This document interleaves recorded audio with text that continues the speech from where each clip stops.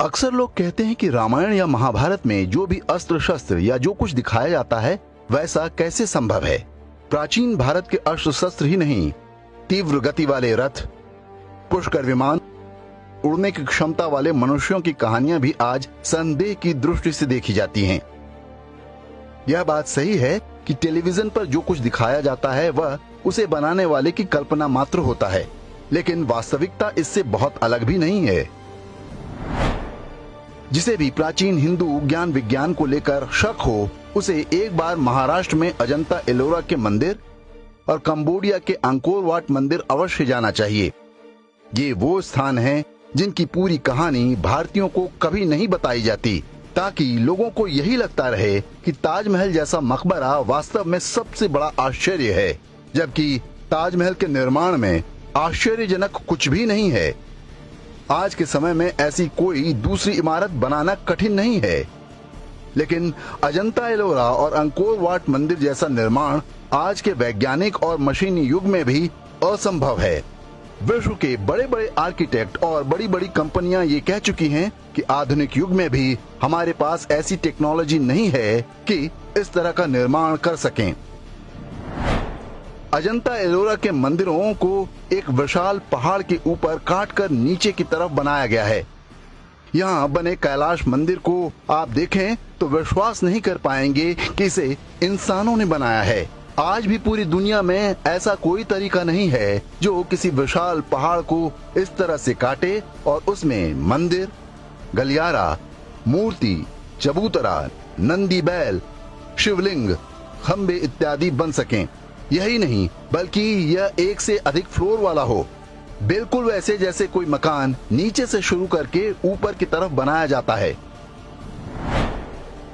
कैलाश मंदिर के बारे में हिस्ट्री चैनल पर एक डॉक्यूमेंट्री दिखाई गई थी, जिसमें बताया गया है कि इन मंदिरों, गुफाओं, मूर्तियों को बनाने में कम से कम 20 लाख टन मलबा निकला होगा। वह मलबा कहीं तो फेंका गया होगा। जहां भी फेंका गया होगा वहां भी एक छोटा मोटा पहाड़ बन जाना चाहिए, लेकिन दूर दूर तक मलबा फेंकने के कोई निशान नहीं है। वैसे तो कैलाश मंदिर को आज के समय में बनाना असंभव है, फिर भी आज काम शुरू किया जाए तो इसमें कम से कम 100 साल लग जाएंगे। आज के जमाने में बहुत एडवांस टेक्नोलॉजी और बड़ी बड़ी मशीनें हैं, फिर भी इतना समय लगने का अनुमान कंप्यूटर की गणना के आधार पर जताया गया है। तो यदि अजंता एलोरा के मंदिर पारंपरिक तरीके से बने होंगे तो उस जमाने में इसे बनने में कम से कम 5000 साल लगे होंगे, जो संभव नहीं है। अमेरिकी वैज्ञानिकों का अनुमान है कि जैसे आज के जमाने में प्लाज्मा कटर होता है, इस मंदिर को बनाने में ऐसे ही किसी यंत्र का प्रयोग किया गया होगा। प्राचीन ग्रंथों में भस्मा शस्त्र नाम के यंत्र का वर्णन मिलता है। कहा जाता है कि संभवतः ये वही प्लाज्मा कटर है। हालांकि आज जो प्लाज्मा कटर हैं, वो भी इतने शक्तिशाली नहीं हैं कि कैलाश मंदिर जैसी कोई संरचना बना सकें।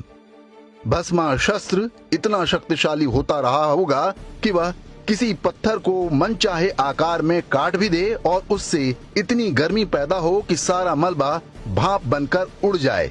ये सारी बातें अनुमान पर आधारित हैं, क्योंकि अजंता एलोरा की गुफाएं और कैलाश मंदिर 7वीं-8वीं शताब्दी में बने हैं। इसके बाद लगभग 1000 वर्ष की गुलामी में भारत का वह सारा धन वैभव और ज्ञान विज्ञान भुला दिया गया। इस्लामी आक्रमणकारी औरंगजेब ने कैलाश मंदिर को पूरी तरह से तोड़ने के लिए सेना भी भेजी थी, लेकिन वो कुछ अधिक सफल नहीं हो पाया था। अब बात अंकोर वाट मंदिर की। कहने को यह भारत से दूर कंबोडिया नाम के देश में है, लेकिन यह मंदिर पुराने दौर में सनातन ज्ञान विज्ञान का जीता जागता उदाहरण है। अंकोर वाट विश्व का सबसे बड़ा धार्मिक स्थल है। ये भगवान विष्णु का मंदिर है, जिसे 12वीं शताब्दी में बनाया गया था। आज दुनिया की कोई कंपनी ऐसी संरचना नहीं बना सकती। मीकोंग नदी के विशाल दलदल को पाटकर विशाल चबूतरा बनाया गया, और जिन पत्थरों से यह मंदिर बनाया गया वे वहां से 1500 किलोमीटर दूर चीन में मिलते हैं।